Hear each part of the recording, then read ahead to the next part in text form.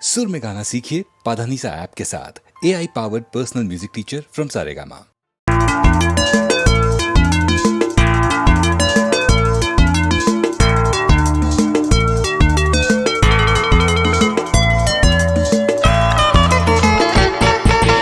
এ জীবন বেশ চলছে, সব কিছু বেশ চলছে।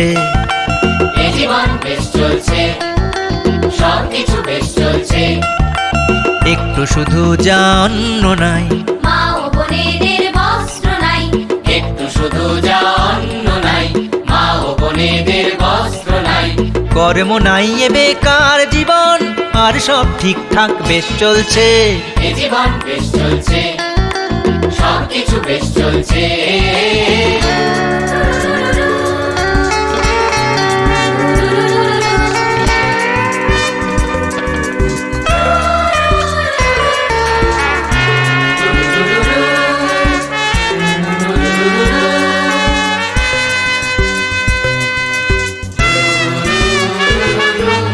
পথে পথে ভরে গেছে ভিখিরি, বিল্ডিং উঠছে ভাই সারি সারি। পথে পথে ভরে গেছে ভিখিরি, বিল্ডিং উঠছে ভাই সারি সারি। লাখে লাখে কত না ডিগ্রিধারী, পারছে না খোঁচাতে তার বেকারি। এই লাখে লাখে কত না ডিগ্রিধারী, পারছে না খোঁচাতে তার বেকারি। আর কি কব, সব কিছু বুঝে মুখ বুঝে বুঝে সয়ে যাব আমরা, কি করতে পারি? আর সব ঠিকঠাক বেশ চলছে। এ জীবন বেশ চলছে, সব কিছু বেশ চলছে।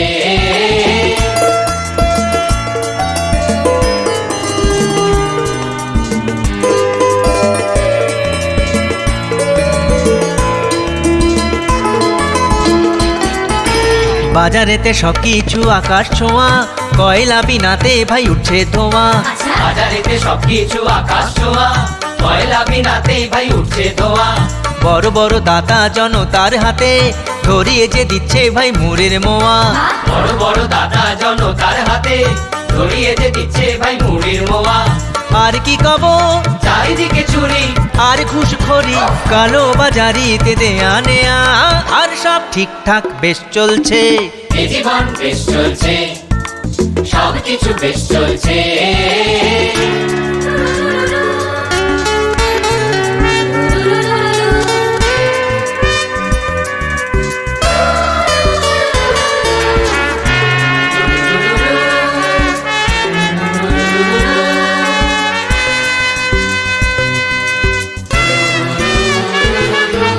শুনেছি এই দেশে জন্মেছে সুভাষ, কবিগুরু দেশবন্ধু আর যতীন দাস। শুনেছি এই দেশে জন্মেছে সুভাষ, কবিগুরু দেশবন্ধু আর যতীন দাস। পরাধীনতার জ্বালা ঘোচাতে লাজ, শয়ে শয়ে গলায় পড়েছে ভাই ফাঁস। পরাধীনতার জ্বালা ঘোচাতে লাজ, শয়ে শয়ে গলায় পড়েছে ভাই ফাঁস। আর কি কব, আমরা কি তারি লজ্জায় মাথা কাটা যায় যে আজ। আর সব ঠিকঠাক বেশ চলছে। এ জীবন বেশ চলছে, সব কিছু বেশ চলছে। এ জীবন বেশ চলছে, সব কিছু বেশ চলছে। এ জীবন বেশ চলছে, সব কিছু বেশ চলছে। এ জীবন বেশ চলছে, সব কিছু বেশ চলছে।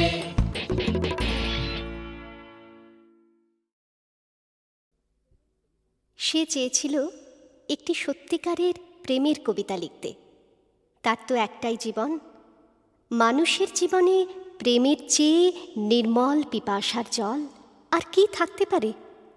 সে আরও অনুভব করত প্রেমী কবিতার প্রাণ, তার শব্দ, তার ধ্বনি, তার মন্ত্র। কিন্তু তবু তার কবিতা, একটার পর একটা তার নিজের লেখা কবিতা, কি প্রেম, কি জল, এমনকি পায়ের নিচের শক্ত মাটি পর্যন্ত খুঁজে পেল না। কবিতার জন্য তার দিবস রজনীর জাগরণ, যা ছিল তার জীবনের কঠিনতম সত্য, প্রেম নয়, তাকে বারবার অপ্রেমের দারুণ আগুনে ছুড়ে দিয়ে বলতো, এখানেই তোর পরিশুদ্ধি। এই যে আগুন, মানুষের পৃথিবী, আগে তার খিদে মেটা। তোর সমস্ত কবিতা, তোদের সমস্ত কবিতা সে তার ক্ষুধার্ত জিভ দিয়ে চেটে খাবে। তুই মূর্খ, জীবনের পাঠ এখান থেকেই শুরু কর। দেখতে দেখতে তার কৈশোর গেল, যৌবন গেল, এখন তার মাথার সব চুল সাদা, হাতের 5 আঙুলে মাঘের শীত। মাঝে মধ্যেই রাত দুপুরে ঘুমুতে না পারার যন্ত্রণায় সে চিৎকার করে উঠত, আমি একটি প্রেমের কবিতা লিখতে চাই, মাত্র একটি প্রেমের কবিতা। আর তখনই শোনা যেত তার মাথার ভেতর, তার বুকের মধ্যে সেই কঠিন তিরস্কার, বুড়ো হয়ে গেলি, এখনো স্বপ্ন দেখছিস? দেখ, ভালো করে চেয়ে দেখ, তোর চারদিকে এখন হলুদ হেমন্তের পৃথিবী। কিন্তু তারপর কি দেখছিস? ধান কাটা হয়ে গেছে, চাষিরা ঘরে ফিরে যাচ্ছে, কিন্তু মাঝখানে ওরা কারা? দেখতে দেখতে তার পাকা ধানের হলুদ পৃথিবী খুন খারাপি লাল, লাল থেকে আগুন, আবার আগুন। আগুন, তুমি আমাকে সারা জীবন ধরে পুড়িয়েছ, কিন্তু আমি তো শুদ্ধ হলাম না, শুধু পুড়ে গেলাম। আমি সারা জীবন শুধু হাজার হাজার মানুষের দীর্ঘশ্বাস, তাদের সর্বনাশ আমার জটায় বেঁধে সরস্বতী নদীর জলে ঝাঁপ দিতে গেলাম, কোথাও তাকে খুঁজে পেলাম না। তুমি আমাকে কি জীবন শেখাও আগুন, এই কি মানুষের জীবন? তার একটি মাত্র প্রেমের কবিতা। কবিতা, তুমি এখন 3 ভুবনের কোন অতলান্ত অপ্রেমের মধ্যে ঘুমিয়ে আছো। ঘুমাও, তুমি ঘুমাও, আর আমি জেগে থাকি আর এক আরম্ভের জন্য। মৃত্যুর মুখোমুখি আমি জেগে থাকি।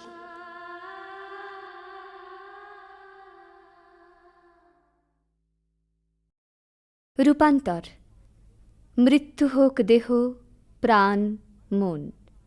অন্তিম প্রার্থনাটি মন্ত্রের মতন।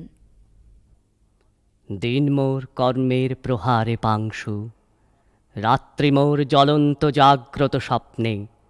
ধাতু সংঘর্ষে জাগো হে সুন্দর শুভ্র অগ্নিশিখা। বস্তুপুঞ্জ বায়ু হোক, চাঁদ হোক নারী, মৃত্তিকার ফুল হোক আকাশের তারা। জাগো হে পবিত্র পদ্ম, জাগো তুমি প্রাণীর মৃণালে। চিরন্তনে মুক্তি দাও ক্ষণিকার অম্লান ক্ষমায়। ক্ষণিকেরে করো চিরন্তন। দেহ হোক মন, মন হোক প্রাণ, প্রাণে হোক মৃত্যুর সঙ্গম। মৃত্যু হোক দেহ, প্রাণ, মন।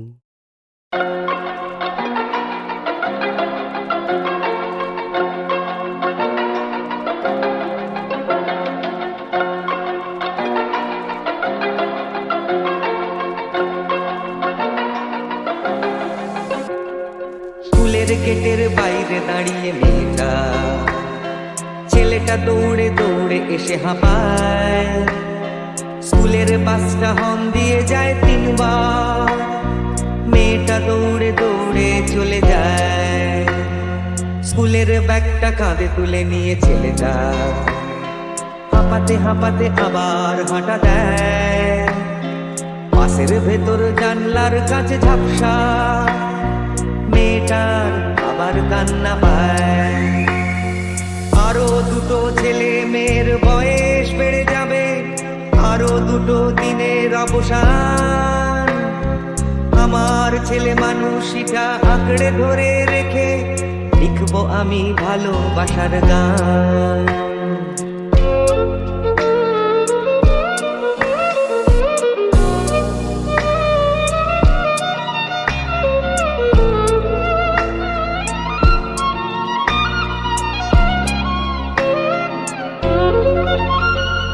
ছেলেটার নেই বাড়ি ফেরার তারা, মেয়েটারও নেই বাড়িতে টেলিফোন। দুজনেরই নেই নিয়ম ভাঙার বয়স, তবু দুজনেরই আছে নিয়ম ভাঙার মন। ছেলেটার আছে বুক পকেটে চিঠি, প্রথম প্রেমের বানান ভুল। মেয়েটার আছে যত্ন করে রাখা খাতার ভেতর চ্যাপ্টা গোলাপ ফুল। আরো 2টো ছেলে মেয়ের বয়স বেড়ে যাবে, আরো আরো দুটো দিনের অবসান, আমার ছেলে মানুষটা আঁকড়ে ধরে রেখে গাইবো আমি ভালোবাসার গান। আরো দুটো ছেলে মেয়ের বয়স বেড়ে যাবে, আরো দুটো দিনের অবসান, আমার ছেলে মানুষটা আঁকড়ে ধরে রেখে লিখবো আমি ভালোবাসার গান।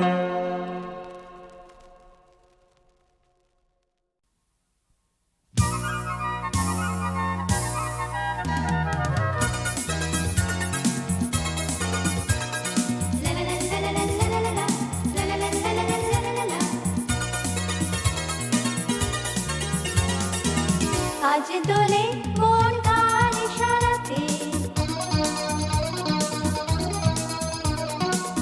আজ দোলে মন কান ইশারাতে, লাগে ভালো আজকে সারাদিন, খুশিতে যেন মন ভরে যায়, কলি আঁখি মিলে যায়। আজ দোলে মন কান ইশারাতে, লাগে ভালো আজকে সারাদিন, খুশিতে যেন মন ভরে যায়, কলি আঁখি মিলে যায়। আজ দোলে মন কান ইশারাতে, কান ইশারাতে, কান ইশারাতে।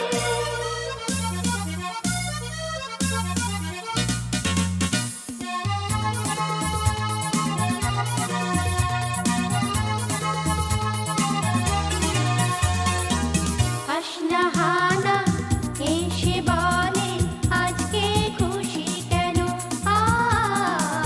হাসনাহানা এসে বলে আজকে খুশি কেন,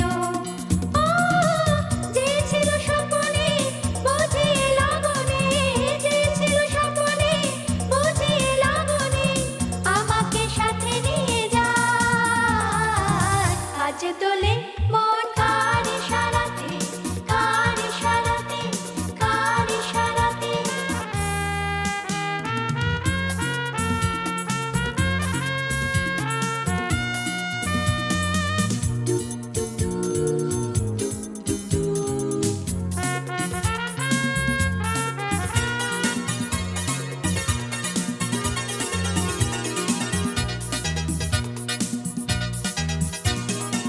চমকে ওঠে চামেলি বেলি, মনে ফাগুন এলো, চমকে ওঠে চামেলি বেলি, মনে ফাগুন এলো, পাপিয়া কোকিলা তাই বসন্ত, পাপিয়া কোকিলা তাই বসন্ত, বাহার সুরে গায়। আজ দোলে মন কান ইশারাতে, আজ দোলে মন কান ইশারাতে, লাগে ভালো আজকে সারাদিন, খুশিতে যেন মন ভরে যায়, কলি আঁখি মিলে যায়। আজ দোলে মন কান ইশারাতে, কান ইশারাতে, ও কান ইশারাতে।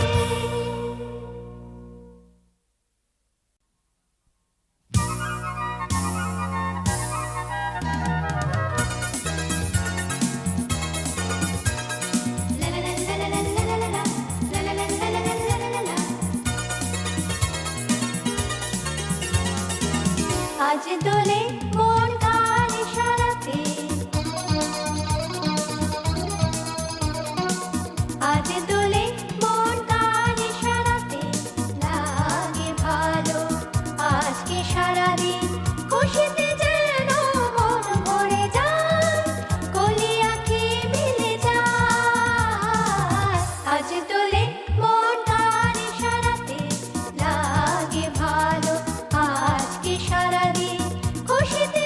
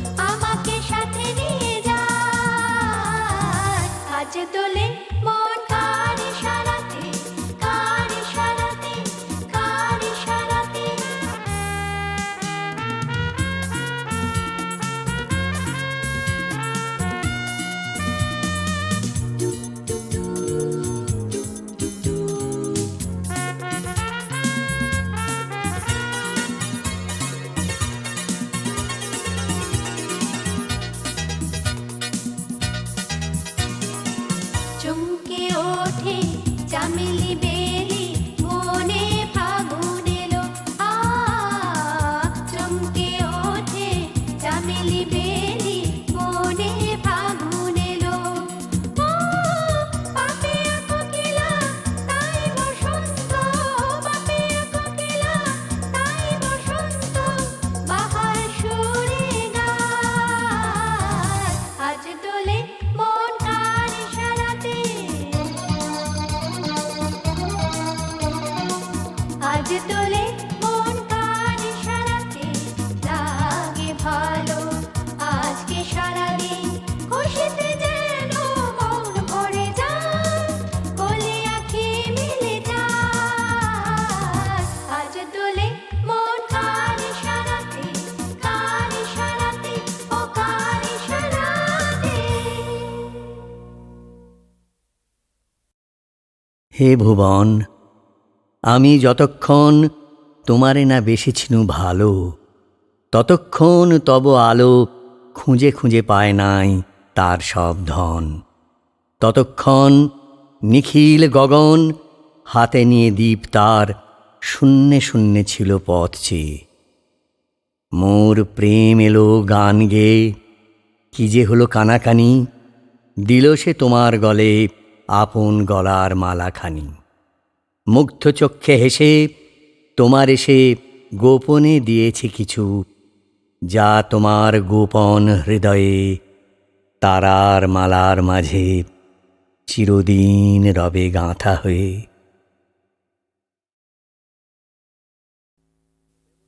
Once upon a time, there was a bird. It was ignorant.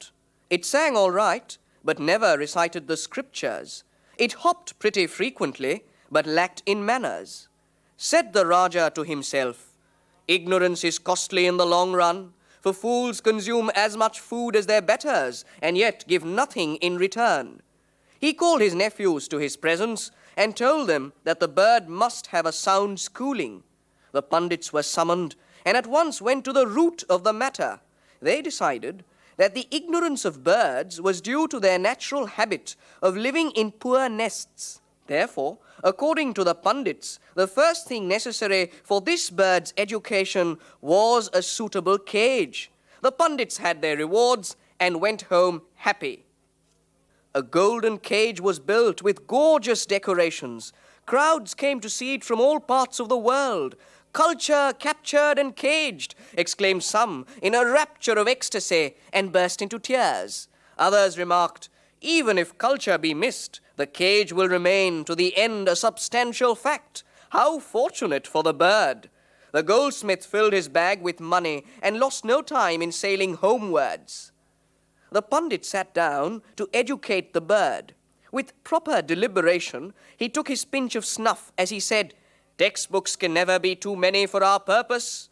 The nephews brought together an enormous crowd of scribes. They copied from books and copied from copies till the manuscripts were piled to an unreachable height. Men murmured in amazement, "Oh, the tower of culture, egregiously high, the end of it is lost in the clouds." The scribes, with their light hearts, hurried home, their pockets heavily laden. The nephews were furiously busy keeping the cage in proper trim. As their constant scrubbing and polishing went on, the people said with satisfaction, "This is progress indeed." Men were employed in large numbers and supervisors were still more numerous. These people, with their cousins of all different degrees of distance, built a palace for themselves and lived there happily ever after.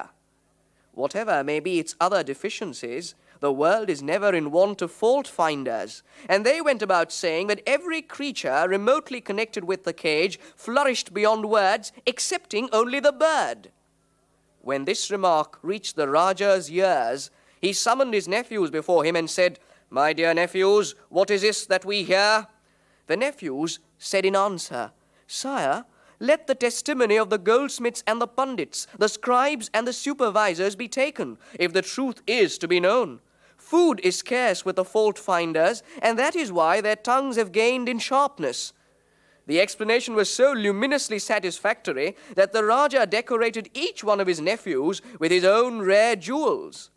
The Raja at length being desirous of seeing with his own eyes how his education department busied itself with the little bird, made his appearance one day at the great hall of learning.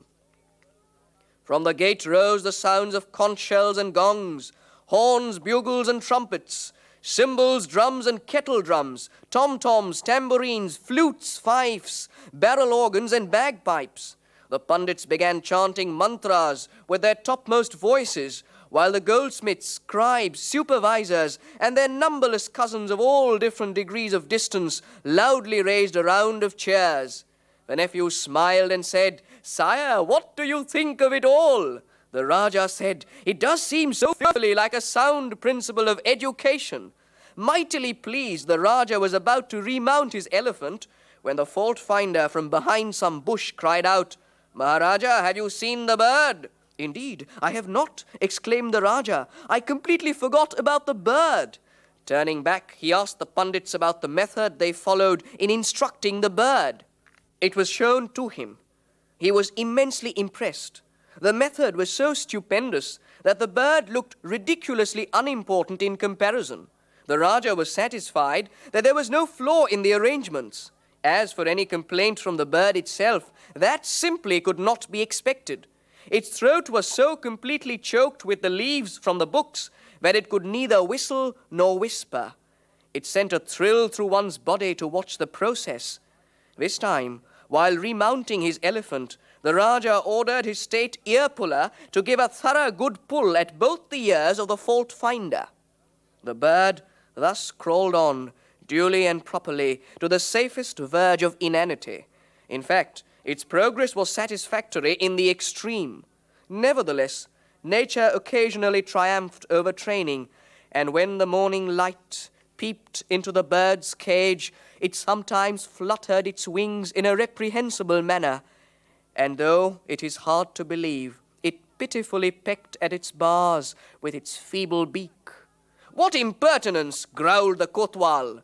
The blacksmith, with his forge and hammer, took his place in the Raja's Department of Education. Oh, what resounding blows! The iron chain was soon completed, and the bird's wings were clipped. The Raja's brothers-in-law looked black and shook their heads, saying, "These birds not only lack good sense, but also gratitude."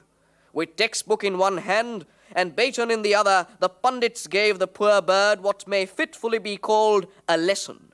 The Kotwal was honored with a title for his watchfulness, and the blacksmith for his skill in forging chains. The bird died. Nobody had the least notion how long ago this had happened. The fault-finder was the first man to spread the rumor. The Raja called his nephews and asked them, "My dear nephews, what is this that we hear?" The nephews said, "Sire, the bird's education has been completed." "Does it hop?" the Raja inquired. "Never," said the nephews. "Does it fly?" "No." "Bring me the bird," said the Raja. The bird was brought to him, guarded by the Kotwal and the sepoys and the sawars. The Raja poked its body with his finger. Only its inner stuffing of book leaves rustled. Outside the window, the murmur of the spring breeze amongst the newly budded ashok leaves made the April morning wistful. জোটের কথা যদি বললেন তাহলে দুকলি শোনায়। যদিও শরৎকাল, তবু মনের মধ্যে কিন্তু ফাগুন মাস, দারুণ এ সময়। লেগেছে বিষম চোট, কি জানি কি হয়। এ ব্যথা কি যে ব্যথা, বোঝে কি আন জনে। এ ব্যথা কি যে ব্যথা, বোঝে কি আন জনে। সজনী আমি বুঝি মরেছি মনে মনে। একে তো ফাগুন মাস, দারুণ এ সময়। লেগেছে বিষম চোট, কি জানি কি হয়। এ ব্যথা কি যে ব্যথা, বোঝে কি আন জনে। এ ব্যথা কি যে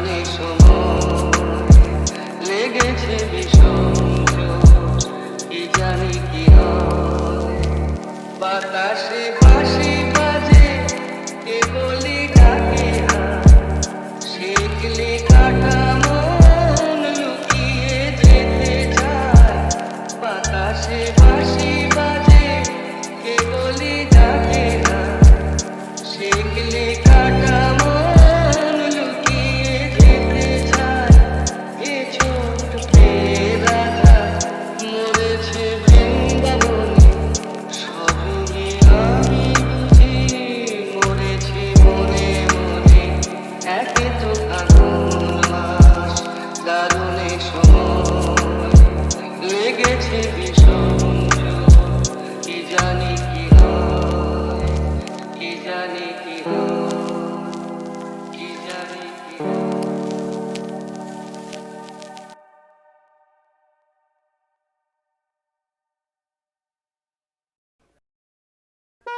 কাঞ্চীর রাজা কর্ণাট জয় করতে গেলেন।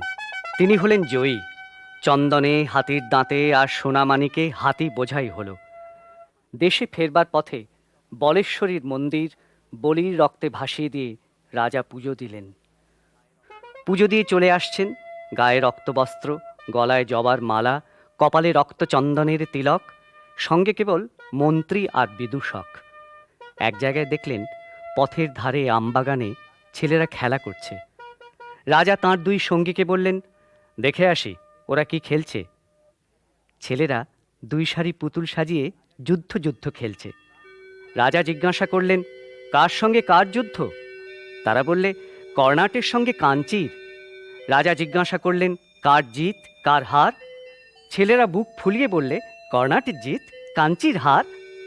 মন্ত্রীর মুখ গম্ভীর হল, রাজার চক্ষু রক্তবর্ণ। বিদূষক হা হা করে হেসে উঠল। রাজা যখন তার সৈন্য নিয়ে ফিরে এলেন, তখনও ছেলেরা খেলছে। রাজা হুকুম করলেন, এক একটা ছেলেকে গাছের সঙ্গে বাঁধো আর লাগাও বেত। গ্রাম থেকে তাদের মা বাপ ছুটে এলো, বললে ওরা অবোধ, ওরা খেলা করছিল, ওদের মাফ করো। রাজা সেনাপতিকে ডেকে বললেন, এই গ্রামকে শিক্ষা দেবে, কাঞ্চীর রাজাকে কোনো দিন যেন ভুলতে না পারে। এই বলে শিবিরে চলে গেলেন। সন্ধেবেলায় সেনাপতি রাজার সম্মুখে এসে দাঁড়ালো। প্রণাম করে বললে, মহারাজ, শ্রীগাল কুকুর ছাড়া এ গ্রামে কারো মুখে শব্দ শুনতে পাবেন না। মন্ত্রী বললে, মহারাজের মান রক্ষা হলো। পুরোহিত বললে, বিশ্বেশ্বরী মহারাজের সহায়। বিদূষক বললে, মহারাজ, এবার আমাকে বিদায় দিন। রাজা বললেন, কেন? বিদূষক বললে, আমি মারতেও পারিনে, কাটতেও পারিনে। বিধাতার প্রসাদে আমি কেবল হাসতে পারি। মহারাজের সভায় থাকলে আমি হাসতে ভুলে যাব।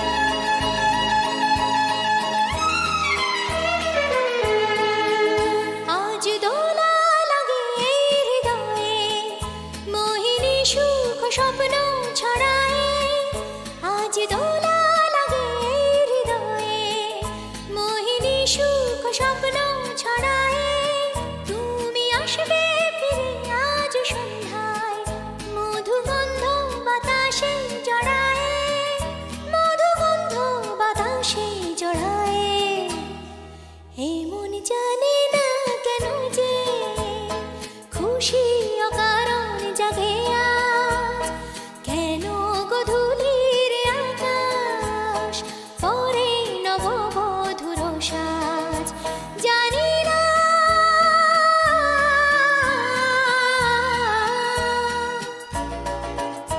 জানি না